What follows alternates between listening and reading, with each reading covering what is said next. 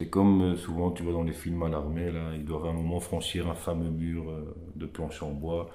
Et alors t'en as qui le passent le premier, puis t'en as d'autres qui ont du mal, mais t'as les autres qui sont en bas ou derrière en train de l'encourager.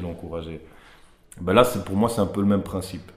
C'est-à-dire que à ce moment-là, il y a une sorte de solidarité qui se crée, parfois de manière inconsciente, tu vois, parce que les gens sont peut-être pas en train de se dire, mais il y a quelque chose qui se passe de très fort malgré tout, même si les gens ne se connaissent pas.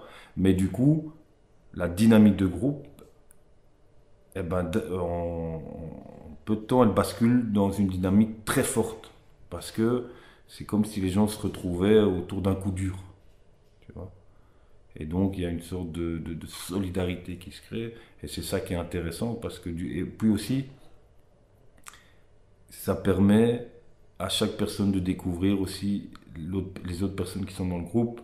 Et pas juste en notant le nom, le prénom et l'âge. Tu vois, parce que souvent, à travers les textes, il y a des choses du vécu qui reviennent, qui sont pas toujours faciles, pas toujours évidentes à entendre. Parfois, il y a d'autres gens qui se retrouvent là-dedans. Et donc, il y a énormément de choses qui se passent en fait. Tu vois, l'impression qu'on n'est pas le seul à être passé par certaines choses.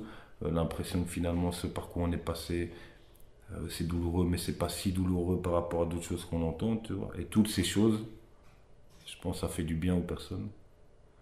Et ça les motive aussi. Parce qu'ils disent, ah ouais, ok, bon, moi je dois faire l'effort, mais lui doit faire l'effort. Et voilà, c'est un peu le principe, je dirais, des vases communicants. Et moi, c'est ça que je trouve important. Tu vois, c'est pour ça que je dis souvent aussi que finalement l'atelier est un prétexte à la rencontre.